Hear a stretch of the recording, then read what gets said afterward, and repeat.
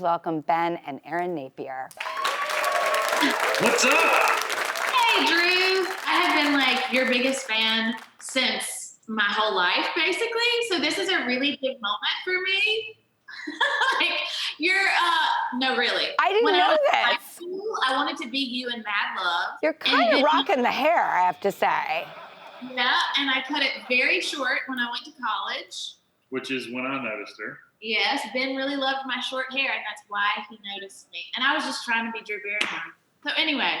Also, our 3-year-old Helen is obsessed with E.T. Oh. And right now she's very excited. E.T. is everything to Helen.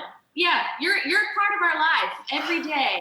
And she's planning to marry Elliot when she grows up. So Yeah. That's going to be weird. Yeah, I had a crush on him too, but he was like my brother, and that was just weird.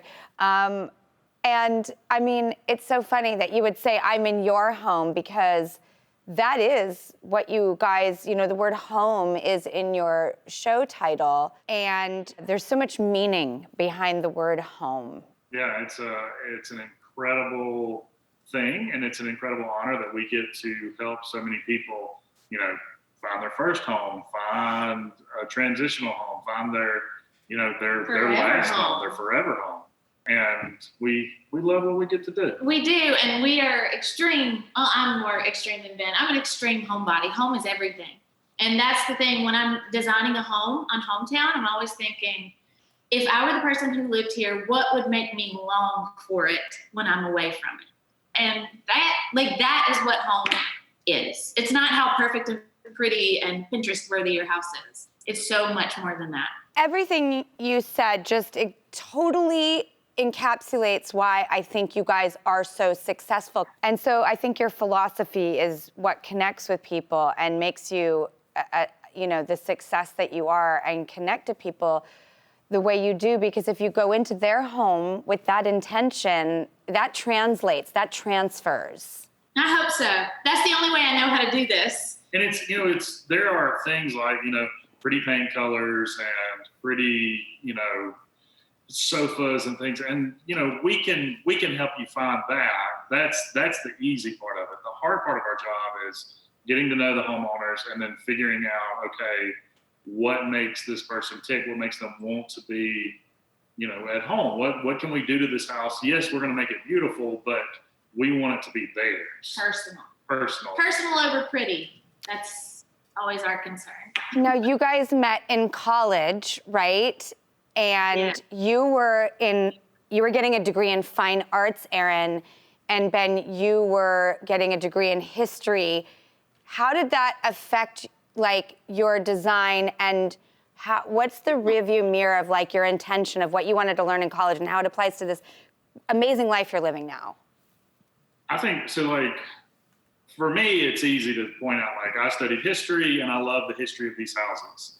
I love, researching it and getting to know it and learning how craftspeople did things, 100 years ago, 150 years ago, and, trying to implement that into what we do. I think you have a real reverence for what the house was. Yes, and how it became that. And how we can maintain the heart and soul of what it was originally. Yeah, and then also who lived there and what their life was like and how they affected this, incredible town that we get to live in. But then from your point of view, we've always said that Erin used to have a stationery company, and it was internationally successful. She sold stationery all over the world, and it was incredible. And she's always said that designing wedding stationery is the same thing as designing somebody's house. You just have to figure out. Yeah, you're just taking people's hearts. You're taking their personalities, their pasts, and their love, and you're putting it into something visual. It's the exact same thing, either way. Yeah. Do you have little things that you're just these are non-negotiables, these are rules we have? I always want to do curtains at least a foot out from either side of the window so that the fabric doesn't cover the windows. When you mount, do you have little pet peeves and things you must do? I have a hang up about baseboards. I was going to say baseboards. And I think that honestly comes from in art school, when you mat a piece of art, you have more space at the bottom. The bottom of a mat is usually 1 inch taller than the top, but visually it looks equal. Anyway, baseboards just make a room look balanced to me, and you need a big one.